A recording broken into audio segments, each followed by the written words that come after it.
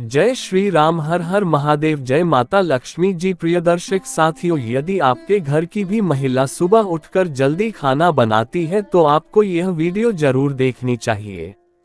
गुरु जी के द्वारा एक बहुत ही खास और महत्वपूर्ण बात बताई गई है। उन्होंने स्त्रियों के सुबह जल्दी खाना बनाने के संबंध में एक बहुत बड़ी बात कही है, जिसे जानना आपके लिए अति आवश्यक है। प्रिय दर्शक बंधुओं व माताओं बहनों, स्त्री घर की लक्ष्मी मानी जाती है। शास्त्रों के अनुसार स्त्री को धन का भी दूसरा रूप माना जाता है, क्योंकि जिस घर की महिला सदैव प्रसन्न रहती है उसी घर में मां लक्ष्मी का वास। बंधुओं, गुरु जी ने एक छोटी सी कहानी के माध्यम से बताया है, जिसे जानना आपके लिए बहुत ही ज्यादा महत्वपूर्ण है कि जिस घर की महिला सुबह जल्दी खाना बनाती है और यह 5 महत्वपूर्ण काम रोज करती है, तो उस घर में क्यों स्वयं लक्ष्मी जी वास करती है। गुरु जी कहानी को शुरू करते हुए कहते हैं कि किसी नगर में एक अव्वल दर्जे का आलसी रहता था। वह इतना आलसी था कि खटिया पर जिस करवट लेटा उसी करवट लेटा रह जाता। करवट बदलने में भी उसे परेशानी नजर आती थी। पत्नी बेचारी जब किसी काम के लिए कहती तभी वह करवट बदलता और पत्नी की तरफ तीरथ फेर कर पड़ा रहता। उसकी आदतों को देखते हुए पत्नी को विश्वास हो गया कि वह कभी कुछ न करेगा। एक दिन पत्नी ने बड़े प्रेम से उसे समझाया। बोली, मैं जानती हूँ कि तुम्हें खटिया से उठने में कष्ट होता है, किंतु इस तरह एक ही करवट लेते रहने से भी आदमी नाकारा हो जाता है। बाहर नहीं जाना चाहते हो तो खटिया पर बैठे बैठे ही कुछ करते रहो। आलसी सोचने लगा, ऐसा कौन सा काम है जिसे खटिया पर बैठे बैठे ही किया जा सकता है। कुछ देर बाद उसकी समझ में बात आई। खुश होकर वह पत्नी से बोला, अरे सुनती हो, मैंने बैठे बिठाए काम ढूंढ लिया है, अब तुम्हें चिंता करने की जरूरत नहीं। पत्नी प्रसन्न हुई, अब कुछ तो घर का काम होगा। उसने सब्जी की टोकरी में चाकू रखा और उसके आगे रखती हुई बोली, अब बैठे बैठे सब्जी काट डालो। किंतु आलसी ने उस ओर ध्यान न दिया। थोड़ी देर बाद पत्नी जब सब्जी लेने पहुंची तो पाया कि पतिदेव खटिया पर बैठे हुए मक्खियां गिन रही हैं। 1, 2, 3, 4। पत्नी ने देखा उनके बिस्तर पर 7 मक्खियां मरी पड़ी हैं। पत्नी को देखते ही उछल कर बोला, देखा मेरा कमाल, कितनी फुर्ती से 7 को मौत के घाट उतार दिया है। अब देखना है कि पूरे दिन में कितनी मार सकता हूँ। आलसी महाराज को अब यही धुन सवार हो गई। उसे जहां मक्खी दिखती वहीं फट से हाथ मार देता। कई बार तो अपनी ही गर्दन पर इतनी जोर से हाथ जमाया कि उसकी गर्दन टेढ़ी हो गई। कई बार पत्नी की नाक तोड़ दी। मक्खी मारने के चक्कर में उसने घर के भांडे बर्तन तोड़ डाले। उसने प्रतिज्ञा कर ली कि कम से कम 1000 मक्खियां मारकर ही दम लेगा। जल्दी ही वह दिन भी आ गया जब उसकी प्रतिज्ञा पूरी हुई। उस दिन आलसी ने सारे शहर का चक्कर लगाया। कंधे पर बांस का एक मजबूत डंडा रखवा खुशी से उछलता कूदता अपनी बहादुरी का बखान करता जा रहा था और सोच रहा था कि आज हजारों को मौत के घाट उतार आया हूँ। ये सुनकर लोग भयभीत हो गए।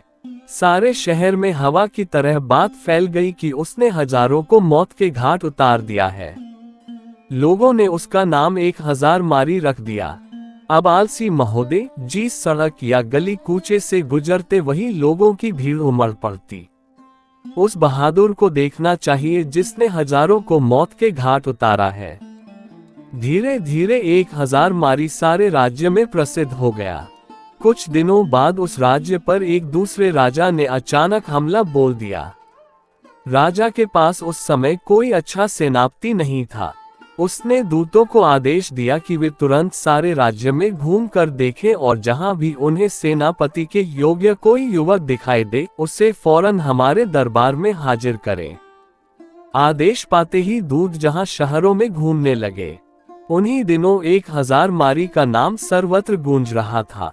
दूतों ने जब सुना तो वे उसके घर जा पहुंचे। राजा के दूतों को अपने घर पर आया देख 1000 मारी भय से कांपने लगा। वह घर के अंदर एक अंधेरे कोने में दुबक कर बैठ गया। पत्नी से बातचीत होने पर मालूम हुआ कि राजा 1000 मारी जैसे बहादुर को अपना सेनापति बनाना चाहते हैं, इसलिए तुम उसे जल्दी हमारे साथ भेज दो। पत्नी को लगा जैसे वह कोई सपना देख रही है। अपने पति की असलियत को वह जानती थी। सोचने लगी, काश ऐसा हो सकता किसी तरह राजा के दूत 1000 मारी को अपने साथ लेकर राजा के दरबार में पहुंचे। उस लंबे तगड़े नौजवान को जब राजा ने अपने सामने खड़ा पाया तो मन ही मन प्रसन्न हुआ और पूछा, तुम्हारा ही नाम हजारों मारी है? आलसी बोला, जी हुजूर, मुझे ही 1000 मारी कहते हैं। राजा बोला, तुम्हारी बहादुरी के चर्चे हमने सुने हैं। हम चाहते हैं कि शत्रु के साथ हो रहे युद्ध में तुम हमारी सेना का संचालन करो। कांपते हुए 1000 मारी ने राजा की आज्ञा को स्वीकार किया और इस बात की सूचना देने के लिए घोड़े पर सवार हो पत्नी के पास पहुंचा। सुनकर पत्नी की खुशी का ठिकाना न रहा। उसने सोचा, 1000 मारी सेनापति तो बन गया, पर शत्रु की सेना का मुकाबला वह कैसे करेगा? कहीं ये डरपोक आदमी युद्ध के मैदान में घोड़े से उतरकर भाग आया तो राजा इसे जीवित न छोड़ेंगे। उसने एक मजबूत रस्सी से 1000 मारी को घोड़े से बांधना शुरू किया। 1000 मारी ने पूछा, ये क्या कर रही हो? हजारी की पत्नी ने जवाब दिया कि मैं आपको घोड़े के साथ बांध रही हूँ। स्वामी हजारी ने पूछा कि ऐसा किस लिए? पत्नी ने जवाब दिया, इसलिए आपको घोड़े से बांध रही हूँ कि कहीं आप लड़ाई के लिए उतावले होकर घोड़े से कूद पड़े और पैदल ही ना लड़ने लगे। वापस लौटने पर भरे दरबार में जब लोगों ने 1000 मारी को घोड़े से बंधा हुआ पाया तो उनका उत्साह और भी बढ़ गया।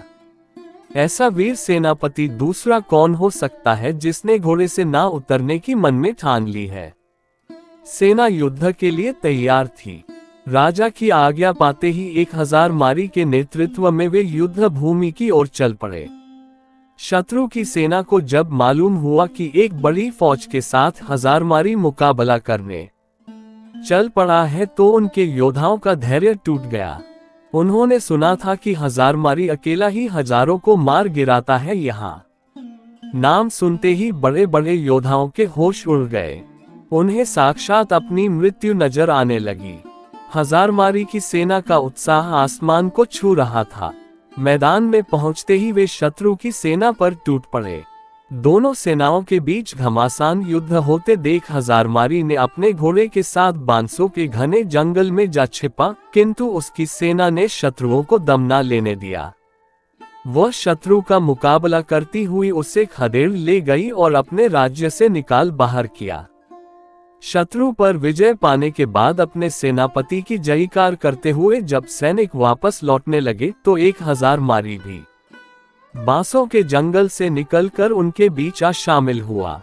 वापस लौटने के बाद नगर में धूमधाम से विजय उत्सव मनाया गया।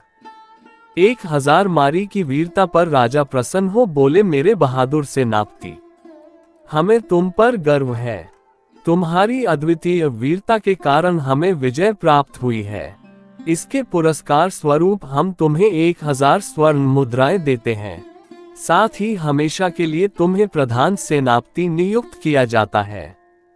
घोषणा सुनकर 1000 मारी बहुत प्रसन्न हुआ और मन ही मन अपने भाग्य को सराहने लगा।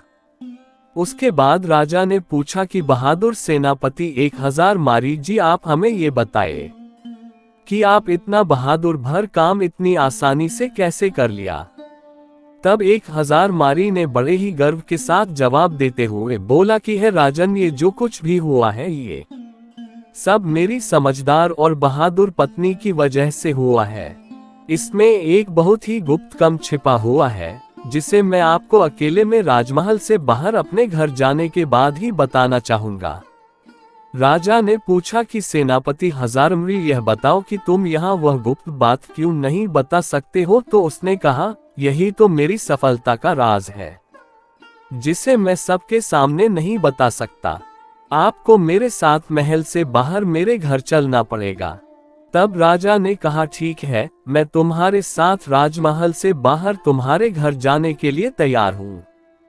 तब राजा और सेनापति दोनों एक साथ राजमहल से सेनापति के घर गए। जब वह घर पहुंचे तो उन्होंने देखा कि सेनापति 1000 मारी की पत्नी अपने घर में बैठी बड़ी बेसब्री से अपने पति की इंतजार कर रही थी। जैसे ही 1000 मारी की पत्नी ने सुबह सुबह अपने पति और राजा साहब को अपने घर पर आते देखा, वह तुरंत ही उठी और राजा साहब के सम्मान के लिए उपयुक्त व्यवस्था करने में जुट गई। खैर, राजा का बड़े ही सम्मान के साथ स्वागत सत्कार किया और वह खाना तो बना ही चुकी थी, तभी उसने राजा साहब को खाने के लिए भी चौकी सजा दी और राजा साहब को अच्छे से सुबह सुबह ही खाना खिला दिया। तब फिर 1000 मारी बोला, अब तो आपने देखा ही होगा और समझ भी गए होंगे कि मेरी जीत का असली राज क्या है। मतलब कि है महाराज, जैसा कि हम सभी को पता है कि जिस घर की महिला सुबह प्रातः काल ब्रह्म मुहूर्त में उठ जाती है, उसके घर में कभी भी लक्ष्मी की कमी नहीं होती और उसके यहाँ लक्ष्मी का वास होता है। और वही जिस घर में कोई महिला सुबह सुबह जल्दी खाना बनाती है, उसे घर की तरक्की बिल्कुल पक्की है, क्योंकि राजा साहब और हम सभी लोग ये जानते हैं कि जिस घर में सुबह जल्दी खाना बन जाएगा तो उससे घर की तरक्की इस तरह से होती है, जैसे कि यदि सुबह जल्दी खाना बनेगा तो घर के बच्चे जल्दी से स्कूल के लिए भी चले जाएंगे, और यदि कोई व्यक्ति कहीं ऑफिस में काम करता है या फिर किसी को कोई जरूरी काम है तो वह घर से कभी भी खाली पेट नहीं जाएगा। वह कहीं भी खाना खाने की बात जा सकता है और अपना पूरा काम पूरी लगन और मन से कर सकता है। तो सुबह सुबह जो भी स्त्री जल्दी खाना बना लेती है, उसके घर में तरक्की होना बिल्कुल तय है। हजारमारी ने फिर जो भी उसके जीवन में अपनी पत्नी के प्रति सहायता की बातें जितनी भी थी और वही युद्ध में किस प्रकार से जीता था, ये सब राजा साहब को पूरी कहानी बता देता है। तब राजा साहब ये सब जानने के बाद कहते हैं, आपने बिल्कुल सही कहा सेनापति जी, जिस घर की महिला सुबह जल्दी ब्रह्म मुहूर्त में उठकर के सारे घर के कार्य कर लेगी और सुबह जल्दी खाना बना लेगी, उसे घर की तरक्की तो बिल्कुल तय है। उसके बाद राजा साहब ने हजारमारी की पत्नी को ढेर सारी अशफियां और जवाहरात से सम्मानित किया।